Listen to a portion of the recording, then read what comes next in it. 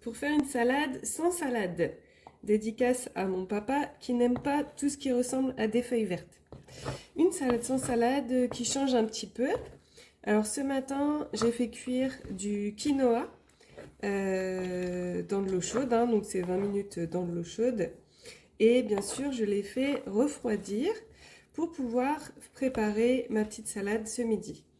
Donc j'ai découpé ensuite des poivrons rouges, un concombre, j'ai mis du maïs et j'ai mis du chou blanc. Donc ça fait énormément de croquants à l'intérieur de cette salade. Donc j'ai décidé d'ajouter voilà, du maïs pour le côté sucré, plus fondant, et de la tomate fraîche. Et je vais ajouter maintenant un aliment que j'ai préparé l'année dernière. C'est du chou lacto-fermenté, du chou rouge. Donc j'ai un petit peu triché puisque je l'ai plongé directement dans du vinaigre de cidre. Et du coup, là, il est bien fermenté. Ça veut dire que il est prédigéré en fait par les bactéries et qu'il se conserve super bien. Il a un petit goût acidulé très intéressant du coup pour la salade.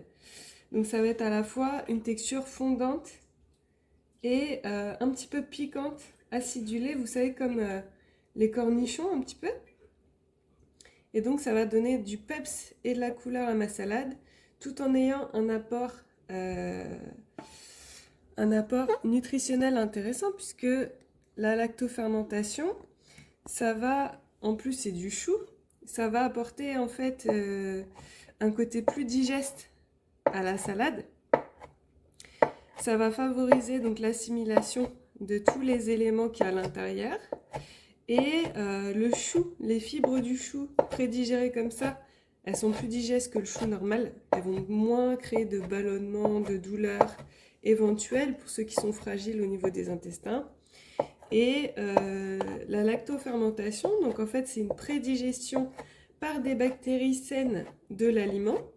La lactofermentation va permettre de nourrir en fait les bactéries de notre flore intestinale et donc de favoriser la bonne création de vitamine K et de vitamines du groupe B. Et ça va favoriser également une bonne qualité de flore intestinale, donc pour une meilleure réponse immunitaire. Donc on booste notre immunité avec cet aliment-là. On favorise la digestion, on apporte plein de bonnes choses à notre petit corps. Et donc on a une salade sans salade extrêmement riche.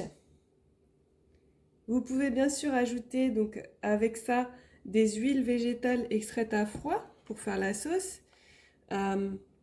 Et puis bien sûr des herbes aromatiques qui vont apporter énormément de vitamines, de phytonutriments. Ça va booster la régénération cellulaire et ça va permettre que votre corps puisse s'auto-guérir, se nettoyer, s'équilibrer au mieux. À bientôt!